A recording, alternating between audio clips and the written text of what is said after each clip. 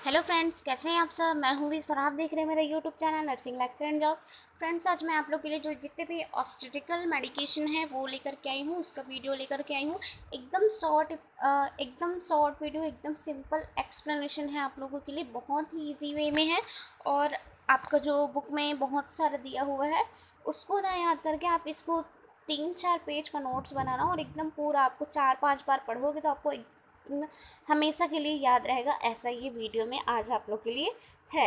ये सारे मेडिकेशन जितने भी ऑब्स्टेट्रिकल में, जितने during pregnancy, during labour, after after labour, ठीक है, जो यूज़ होते हैं, जो सारे मेडिसिन, वो सारे मेडिसिन यहाँ पे आपको मैं बताऊंगी। तो सबसे पहले देख लेते हैं कि हम लोग कौन कौन सी मेडिसिन यूज़ होते हैं।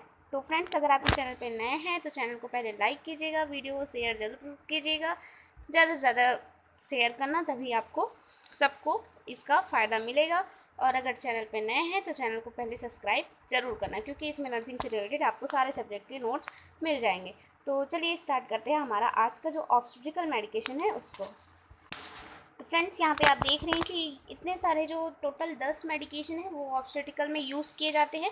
तो फर्स्ट है folic acid, iron, calcium, oxytocin, tocolytic agent, anti hypertensive drug, diuretic drug, anti convulsive drug, anti coagulative drug and analgesic. ठीक है, तो ये जो टोटल 10 मेडिसिन हैं, ठीक है, 10 जो एजेंट हैं, वो सारे यूज़ होते हैं किसमें, आपके ऑब्स्टेट्रिकल एंड गायनेकोलॉजी। जो जितने भी during pregnancy to after pregnancy तक के जो भी प्रॉब्लम होती है वो सारे में इतने ही मेडिसिन का यूज़ होता है।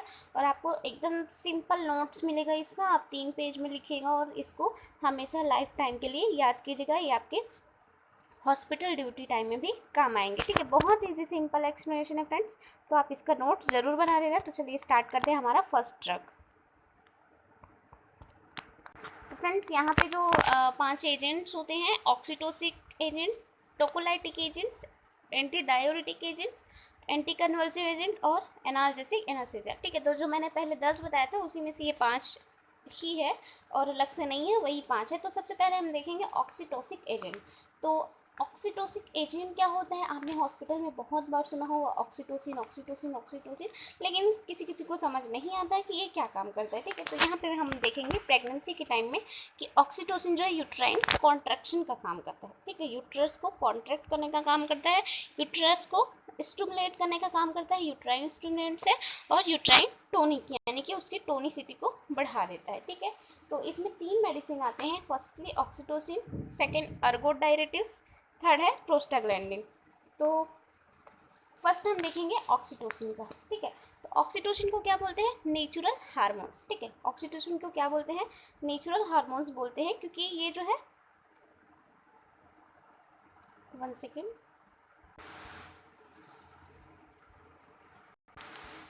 तो यहाँ पे ऑक्सीटोसिन को नेचुरल हार्मोन्स बोला जाता है। ठीक है, और ये क्या होते हैं, हाइपोथैलेमस से सीक्रेट होते हैं। क्या, कौन, ऑक्सीटोसिन नेचुरल हार्मोन क्यों बोलते हैं, क्योंकि ये हमारी बॉडी में सीक्रेट होते हैं। हमारे बॉडी के जो ब्रेन में हाइपोथैलेमस होते हैं वहाँ से बनते हैं, और कहाँ पे जा करके स्टोर होते हैं, जो ब्रेन में पोस्टीरियर पिट्यूटरी ग्लैंड होते हैं वहाँ पे जा करके। ठीक है, तो फ्रेंड्स, यहाँ पे आप वीडियो को पॉज करके नोट्स बना सकते हैं, बहुत ईजी, बहुत सिंपल ही नोट्स है यहाँ पे। तो ऑक्सीटोसिन में 3 ड्रग्स होते हैं मेनली यहाँ पे, सिन सिंटोसिनोन और पिटोसिन, और ये सिंटोमेट्रिन। तो जो सिंटोसिनोन और पिटोसिन है वो उसमें जो है 100% क्या होते हैं, ऑक्सीटोसिन होते हैं। ठीक है, और ये जो सिंटोमेट्रिन है उसमें 50% जो है ऑक्सीटोसिन होंगे और 50% जो है अर्गोमेट्रिन होंगे। ठीक है, यहाँ पे लिखा हुआ है अर्गोमेट्रिन। तो यहाँ पे देखते हैं, सिंटोसिनिन को इंजेक्शन IVIM दोनों दिया जाता है, और ये 1 ml का एम्पुल होता है जिसमें 5 इंटरनेशनल यूनिट ऑक्सीटोसिन होता है। इसमें भी सेम वही है। ठीक है, फिर और जो सिंटोमेट्रिन जो होता है उसको IM ही देते हैं ओनली। ठीक है, और इसमें 50% जो है ऑक्सीटोसिन होता है, 5 इंटरनेशनल यूनिट ऑक्सीटोसिन होता है, प्लस 0.5 mg जो है अर्गोमेट्रिन होता है। ठीक है, ये थर्ड जो था ऑक्सीटोसिन का उसमें। फिर देखते हैं इंडिकेशन, कब कब हम ऑक्सीटोसिन देंगे। तो ड्यूरिंग प्रेगनेंसी के टाइम में, इंडक्शन ऑफ एबॉर्शन, एबॉर्ट करने रहता है बेबी को तब, फिर induction of labour, expulsion of hydatidiform mole. Hydatidiform mole क्या है? ये प्लेसेंटा है हमारे यूट्रस का, ठीक है। उसके चारों ओर ऐसे छोटे छोटे structure cells, extra cell growth होते हैं जिसको मोल्स बोलते हैं। ये यूट्रस में भी तो होता है और प्लेसेंटा के चारों ओर भी हो जाता है, या तो साइड में भी होता है, ठीक है। तो ग्रेप्स लाइक स्ट्रक्चर हो जाता है उसका, तो उसको बोलते हैं हाइडेटिफॉर्म मोल्स। तो इसके एक्सपल्सन मतलब इसको भी आउट करने के लिए भी इसका यूज होता है ड्यूरिंग प्रेगनेंसी के टाइम में। फिर ड्यूरिंग लेबर, ठीक है, एसिलरेशन ऑफ लेबर यानी कि induction of labour, labour process को बढ़ाने के लिए। ट्रीटमेंट ऑफ पीपीएच, पोस्टमार्टम जो हेमरेज होता है उसको ट्रीट करने के लिए भी ऑक्सीटोसिन यूज़ होता है। फिर ड्यूरिंग पिपेरियम, पिपोरियम का अगर आपको अच्छे से क्लास चाहिए तो आपको इस चैनल में उसका भी क्लास मिल जाएगा, आप वहाँ से इसको पूरे डिटेल देख सकते हैं। पिपोरियम क्या है, 4th स्टेज ऑफ लेबर, और 6 आफ्टर बर्थ टू 6 वीक तक का ये होता है पिपोरियम का स्टेज, साथ में लोचिया, ये सारा चीज़ का आपको उस वीडियो में पूरा डिटेल मिल जाएगा, ठीक है। फिर कॉन्ट्रेक्शन ड्यूरिंग पिपेरियम के टाइम में contraction of uterine bleeding, sorry, control करने के लिए, ठीक है, जो यूट्राइन ब्लीडिंग होती है उसको कंट्रोल करने के लिए। थर्ड है ऑक्सीटोसिन सेंसिटिविटी टेस्ट और कॉन्ट्रैक्शन सेंसिटिविटी टेस्ट। तो अपन को ऑक्सीटोसिन के साथ में कॉन्ट्रैक्शन सेंसिटिविटी टेस्ट करना है तो भी हम ऑक्सीटोसिन देंगे। फिर कॉन्ट्राइंडिकेशन क्या है इनका? तो ग्रांड मल्टीपरा जो है, यानी कि ग्रांड मल्टीपरा यानी कि जिनके 2 से ज़्यादा बेबी डिलीवर कर चुके हैं ऐसी फीमेल, ठीक है, उनको नहीं देना है। कॉन्ट्रैक्टेड पेल्विस वाली हैं तब नहीं देना। माल प्रेजेंटेशन, सिफेलिक को छोड़ करके जितने भी प्रेजेंटेशन है ब्रीच हो गए, और जो वर्टेक्स तो सिफेलिक तो नॉर्मल पोजीशन है, उसको छोड़ करके बाकी जितने भी होते हैं, ठीक है, जितने भी प्रेजेंटेशन होते हैं, ब्रीच प्रेजेंटेशन और शोल्डर प्रेजेंटेशन, शोल्डर डिस्टोसिया, ऐसी वाली जो कंडीशन है उस पर नहीं देना है। हार्ट डिजीज़ है कोई भी अगर मदर को तो नहीं देना है। फिटल डिस्ट्रेस हो रहे बेबी में और प्रीवियसली सिजेरियन सेक्शन डिलीवरी हुई है तब नहीं देना है, ठीक है। फिर कॉम्प्लिकेशन क्या क्या हो सकते हैं इसके देने से? Hyper stimulation of uterus, uterus जो है ज़्यादा ही एक्टिव हो जाएगा। यूट्राइन वॉल रप्चर हो सकते हैं। फिटल डिस्ट्रेस में जा सकता है, फिटल डेथ हो सकता है। सीजर, हाइपोटेंशन, हाइपरनेट्रीमिया, कन्फ्यूजन, ठीक है। तो ये सारे जो कॉम्प्लिकेशन हो सकते हैं अगर हम ऑक्सीटोसिन यूज़ कर रहे हैं तब। फिर रूट क्या होंगे इसके? तो ऑक्सीटोसिन को कभी सिंगल डोज में नहीं दिया जाता, उसको सिंगल यूज़ नहीं किया जाता, उसको डाइल्यूट करके ही दिया जाता है, ठीक है, NS या RL के साथ। तो 500 हम RL लेंगे प्लस 1 यूनिट ऑक्सीटोसिन लेंगे। फिर उसको 15 ड्रॉप पर मिनट के अकॉर्डिंग 15 ड्रॉप पर मिनट उसको देंगे। इसको 20 मिनट तक देखेंगे। अगर फिर भी हमारा यूट्राइन कॉन्ट्रैक्शन स्टार्ट नहीं हो रहा है तब उसको 30 ड्रॉप पर मिनट करेंगे। फिर चेक करेंगे 20 मिनट तक, अगर फिर भी नहीं हो रहा है यूट्राइन कॉन्ट्रैक्शन तो 60 ड्रॉप स्टार्ट करेंगे, ठीक है। अगर फिर भी नहीं हो रहा है यूट्राइन कॉन्ट्रैक्शन तो ये 1 यूनिट की जगह पर 2 यूनिट करेंगे और सेम ये तीनों टाइम को फिर देखेंगे, ठीक है। फिर 2 यूनिट करने के बाद भी अगर नहीं हो रहा है, 2 यूनिट 6 ड्रॉप पर मिनट करने के बाद भी नहीं हो रहा है, तब अपन यहाँ पे जो 2 यूनिट ऑक्सीटोसिन है उसको 8 यूनिट ऑक्सीटोसिन करेंगे और एवरी 30 मिनट में हम फिटल और मदर की कंडीशन को चेक करेंगे, ठीक है। तो ये हुआ हमारा टोटल ऑक्सीटोसिन से रिलेटेड। अब हम देखेंगे सेकेंड, अर्गोट डेरिवेटिव्स। तो फ्रेंड्स ये है हमारा अर्गोट डेरिवेटिव्स। तो अर्गोट डेरिवेटिव्स क्यों देते हैं? ऑक्सीटोसिन तो हम लोग यूट्राइन कॉन्ट्रैक्शन के लिए देते हैं, लेकिन जो अर्गोट डेरिवेटिव्स होते हैं उसको जो ब्लीडिंग होता है यूट्रस से आफ्टर लेबर, ठीक है, जैसे ही बेबी डिलीवर होता है और डिलीवर होने के बाद जितना ब्लीडिंग होता है, ठीक है, उसको स्टॉप करने के लिए हम लोग अर्गोट डेरिवेटिव्स देते हैं आफ्टर लेबर, ठीक है। यानी कि जो एटोनिक कंडीशन होता है यूट्रस का रिलैक्स हो जाता है, साइनस हो जाता है, पूरा ब्लैंक हो जाता है यूट्रस, ठीक है, उस कंडीशन को बोलते हैं। उस टाइम में हैवी ब्लीडिंग होती है तो उस ब्लीडिंग को स्टॉप करने के लिए अर्गो डेरिवेटिव्स देते हैं। तो इसमें कौन कौन से मेडिसिन आएंगे? अर्गोमेट्रिन और मेथार्जिन। तो फिर अर्गोमेट्रिन को IV और टैबलेट फॉर्म में दोनों देते हैं। टैबलेट फॉर्म में देने पे 0.5 mg टू 1 mg देना है। इंजेक्शन फॉर्म में अगर है वो तो 0.2 टू 5 mg एम्पुल। और फिर मेथार्जिन जो होता है IV में 0.2 mg एक एम्पुल में होता है और टैबलेट फॉर्म में 0.5 टू 1 mg तक का होता है। रूट इसको IM IV ओरल तीनों फॉर्म में दे सकते हैं, ठीक है। फिर उसके बाद आता है इंडिकेशन, कब कब हम एर्गोट डेरिवेटिव्स को देंगे। तो यहाँ पे स्टॉप ब्लीडिंग, ठीक है, यूट्राइन ब्लीडिंग को स्टॉप करने के लिए आफ्टर डिलीवरी के बाद। फिर for the control of bleeding after abortion और लेबर, हाइडेटिफॉर्म मोल एक्सपल्सन, ठीक है। तो जो हमने पहले ही पढ़ा था कि जो मोल है उसके एक्सपल्सन के बाद, हाइडेटिफॉर्म मोल के एक्सपल्सन के बाद और यूट्राइन ब्लीडिंग को कंट्रोल करने के लिए आफ्टर एबॉर्शन और लेबर उस टाइम में हम देंगे, ठीक है। तो ये 2 इंडिकेशन है। फिर जो कॉन्ट्रा इंडिकेशन है, अगर ट्विंस प्रेगनेंसी है तब नहीं देंगे, एक बेबी आ गया दूसरा बेबी नहीं आया उस कंडीशन में नहीं देंगे हम, जब दोनों ये बेबी एक्सपेल आउट हो जाएंगे तभी हम इसमें अर्गो डेरिवेटिव्स देंगे ब्लीडिंग को स्टॉप करने के लिए, ठीक है। प्री एक्लेम्प्सिया कंडीशन में नहीं देना है, एक्लेम्प्सिया है तो भी से नहीं देना है, हार्ट डिजीज़ है मदर को तो भी नहीं देना है, RH नेगेटिव वाली मदर है तो नहीं देना है, और इंटीरियर शोल्डर यानी कि कोई और दूसरी प्रेजेंटेशन है वर्टेक्स के अलावा तो नहीं देना है इसको। फिर कॉम्प्लिकेशन क्या क्या हो सकते हैं, मायोकार्डियल इन्फेक्शन होंगे क्योंकि ब्लड वेसल जो है कॉन्स्ट्रिक्ट होंगे अगर अर्गो डेरिवेटिव्स दे रहे हैं तो, और hypertension problem associated with lactation के टाइम में मदर को प्रॉब्लम हो सकता है, ठीक है। तो ये हमारे हुए सेकेंड मेडिसिन जो कि है अर्गो डेरिवेटिव्स, ठीक है। फिर आता है ऑक्सीटोसिस का थर्ड फॉर्म जो है प्रोस्टाग्लैंडिन, ठीक है। ये जो है सभी फॉर्म में प्रेजेंट होते हैं, जैसे कि अपन tablet injection, oral tablet injection, gel, suppository सभी फॉर्म में मिल जाते हैं, ठीक है। इसलिए इसका यूज़ जो है ज़्यादा होता है। तो इंडिकेशन इसका कब कब देंगे, इंडक्शन ऑफ एबॉर्शन, ठीक है। Ripping off cervix, ripping off cervix मतलब जो राइपिंग ऑफ सर्विक्स है उसका मतलब ये होता है कि सर्विक्स को जो है प्रिपेयर करना लेबर के लिए, ठीक है। फिर एक्सप्रेशन ऑफ फर्टिलिटी फॉर्म और मैनेजमेंट ऑफ पोस्टमार्टम हेमरेज, तो ये 4 कंडीशन में हम लोग प्रोस्टाग्लैंडिन का यूज़ करते हैं। कब कब नहीं करेंगे हम लोग, हाइपर सेंसिटिविटी रिएक्शन है तब, presence of uterine scar present है तब नहीं देंगे। कॉन्ट्राइंडिकेशन अगर यूज़ करें तो क्या क्या हो सकता है, nausea, vomiting, diarrhoea, fever with headache, headache की वजह से फीवर भी आ सकते हैं, और ब्रोंकोस्पाज्म, ये सारे कंडीशन हो सकते हैं, ठीक है। फिर यहाँ पे है सिंथेटिक प्रिपरेशन, यानी कि कौन कौन से होते हैं प्रोस्टाग्लैंडिन के अंदर, तो 3 फॉर्म में होते हैं। प्रोस्टाग्लैंडिन E1 जिसको बोलते हैं मिसोप्रोस्टोल, प्रोस्टाग्लैंडिन E2 जिसको बोलते हैं डिनोप्रोस्टोल, प्रोस्टाग्लैंडिन F2 अल्फा इसको बोलते हैं डिनोप्रोस्टोप्रोमेथामाइन, ठीक है। तो सबसे पहले हम लोग देखेंगे कि प्रोस्टाग्लैंडिन E1 यानी कि मिसोप्रोस्टोल, इसको ये बहुत ज़्यादा सस्ता होता है और टॉक्सिसिटी भी कम होती है, इसलिए इसका यूज जो है बहुत ज़्यादा किया जाता है हॉस्पिटल में। तो इसका रूट जो है ओरल, वेजाइनल, रेक्टम, ठीक है, 3 रूट है इसके।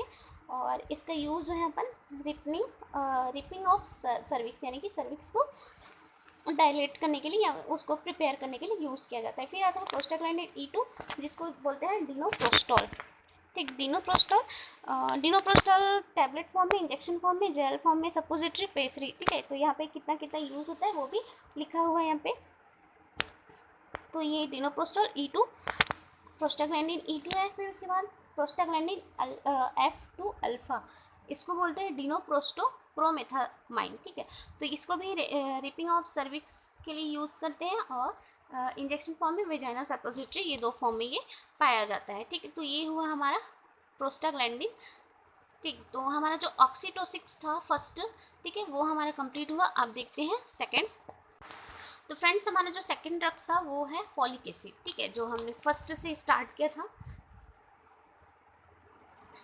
तो जो फॉलिक एसिड है उसको क्यों देते हैं, आप सबको पता होगा कि प्रेगनेंसी के टाइम में बेबी प्रेगनेंसी कंसीव करने से पहले ही फॉलिक एसिड स्टार्ट कर दिया जाता है, 1 मंथ या 4 वीक पहले। तो यहाँ पे देखिए फॉलिक एसिड क्या होता है, विटामिन B9 को ही फॉलिक एसिड बोलते हैं। तो फॉलिक एसिड डिफिशिएंसी एनीमिया को प्रिवेंट करने के लिए, या मेगालोब्लास्टिक एनीमिया बोल सकते हो, और न्यूरल ट्यूब डिफेक्ट को प्रिवेंट करने के लिए हम क्या देते हैं, प्रेगनेंसी के टाइम में फॉलिक एसिड देते हैं, ठीक है। बर्थ डिफेक्ट फर्स्ट ट्राइमेस्टर में ही स्टार्ट कर देते हैं, या फर्स्ट ट्राइमेस्टर से पहले भी स्टार्ट कर देते हैं कोई कोई। तो फिर ब्रेन स्पाइनल कॉर्ड, ठीक है, तो ये सारे डिफेक्ट होते हैं। Fetal spinal column does not close completely, तो जो स्पाइनल बाइफिडा होता है या स्पाइनल जो भी डिफिशिएंसी होती है या जो भी प्रॉब्लम होती है स्पाइनल से रिलेटेड, अगर फॉलिक एसिड नहीं ले रहे हैं तो उसमें स्पाइनल बाइफिडा और इंसेफेलोपैथी आती है, जिसमें कि जो स्पाइनल कॉर्ड होता है, वो स्पाइनल कॉलम होता है, वो कम्प्लीटली कवर नहीं हो पाता, ठीक है, क्लोज नहीं हो पाता है, उसके वजह से स्पाइनल बाइफिडा और एंसेफेली होती है। तो ये डिसीज़ को ही प्रिवेंट करने के लिए हम फॉलिक एसिड एडवाइस करते हैं, ठीक है। फिर इसका डोजेस है फॉलिक एसिड का 5 mg पर डे, ठीक है, 5 mg पर डे लेना होता है। Duration to start the folic acid before 4 week of conception, यानी कि अगर प्रेगनेंसी का प्लान है तो उस टाइम में आप जो है फॉलिक एसिड जो है स्टार्ट करवा सकते हैं। फिर कंटिन्यू टू 3 मंथ और 12 वीक्स, ठीक है। फिर उसको कंसीव करने से पहले या कंसीव करने के बाद फर्स्ट मंथ से 3 मंथ तक के ये फॉलिक एसिड लेना होता है, ठीक है, न्यूरल ट्यूब डिफेक्ट्स को प्रिवेंट करने के लिए। फिर after 12 weeks folic acid plus iron, फिर 12 वीक के बाद अपन को फॉलिक एसिड और आयरन लेना चाहिए, ठीक है। 3 मंथ तक तो ले ही रहे हैं, फिर उसके बाद 3 मंथ के बाद आयरन स्टार्ट करते हैं ना, तो आयरन के साथ भी उसको ले सकते हैं। तो सेकंड जो हमारा मेडिसिन है यहाँ पे आयरन, तो आयरन कब स्टार्ट करते हैं? 16 weeks of pregnancy supplementary iron therapy, ठीक है। तो after 16 weeks supplementary iron therapy start किया जाता है, ठीक है। यहाँ पे आप नोटिस करना कि जो सिकलिन वाले जो होते हैं, ठीक है, सिकल सेल एनीमिया वाले जो पेशेंट होते हैं उनको आयरन नहीं दिया जाता है, ठीक है, उनको केवल फॉलिक एसिड ही दिया जाता है और सप्लीमेंट्री डाइट के रूप में वो आयरन डाइट ले सकते हैं। तो ये सिकलिन वाले में नहीं दिया जाता। फिर जो आयरन का जो डोज है वो 2 फॉर्म में होते हैं। तो फर्स्ट प्रोफाइलेटिक डोज यानी कि जिनको एनीमिया नहीं है, और सेकंड है थेरापेटिक डोज। थेरापेटिक डोज यानी कि जिनको एनीमिया है, ठीक है, ऐसी मदर जिनको पहले से ही एनीमिया है उनके लिए थेरापेटिक डोज बनाए जाते हैं, उनकी एनीमिया को चेक करके कि माइल्ड है, मॉडरेट है, सीवियर है, ठीक है, तो इसके अकॉर्डिंग उनको थेरापेटिक डोज बनाया जाता है। और प्रोफाइलेक्टिक डोज जो है 100 mg पर डे 100 डे तक उनको, यानी कि 3 मंथ तक इनको 100 डे तक लेना रहता है, ठीक है, आयरन की प्रोफाइलेक्टिक डोज है। और थेरापेटिक डोज कब बोलेंगे? According to severity of anaemia, ठीक है। तो ये 2 डोज में होता है आयरन। फिर जो साइड इफेक्ट होंगे आयरन से वो है nausea, stomach pain, stomach cramp, constipation, heartburn, black stool colour, ठीक है। तो ये सारे कॉम्प्लिकेशन हो सकते हैं अब हमारे वो आयरन लेने से। फिर एडवाइस क्या क्या करेंगे? अब हम फॉलिक एसिड और आयरन दे रहे हैं मदर को, ठीक है, फर्स्ट मंथ में, तो क्या क्या एडवाइस करेंगे? First is related to folic acid iron during pregnancy में क्या क्या एडवाइस करेंगे? Empty stomach in the morning, ठीक है, इसको खाली पेट में खाने बोलना है। अगर खाली पेट में खाने से वॉमिटिंग वगैरह आ रही है तो कुछ खाने के बाद ही खाने बोलना है, ठीक है। फिर इफ कॉन्स्टिपेशन, अगर कॉन्स्टिपेशन हो रही तो डाइट लेने बोलना है, हाई फाइबर डाइट, और एडवाइस करना है मोर इनटेक ऑफ वाटर। फिर do not take with coffee, tea and calcium medicine, और जो आयरन और फॉलिक एसिड का मेडिसिन है उसको कैल्शियम मेडिसिन के साथ नहीं खाना है, उसको थोड़ी देर बाद खाना है, ठीक है, जो कैल्शियम के मेडिसिन है उसको। और कॉफ़ी, टी ये सबके साथ नहीं खाना है, और खाने से पहले ना ही पीना है और ना ही खाने के बाद पीना है। Advice to intake vitamin C diet, ठीक है, हम जब आयरन फॉलिक एसिड ले रहे हैं तो जो डाइट है उसको विटामिन सी वाला डाइट जो है ज़्यादा खाना चाहिए, तभी जो है जो आयरन फॉलिक एसिड का एब्जॉर्प्शन है बॉडी में वो अच्छे से होगा। और आयरन फॉलिक एसिड का एब्जॉर्प्शन अच्छे से नहीं होता है, इसलिए ये सब चीज़ को अवॉइड करते हैं। अगर इसके साथ में अपन लेते हैं आयरन फॉलिक एसिड तो एब्जॉर्प्शन जो है कम होती है, ठीक है। फिर आता है हमारा थर्ड मेडिसिन जो है कैल्शियम, ठीक है।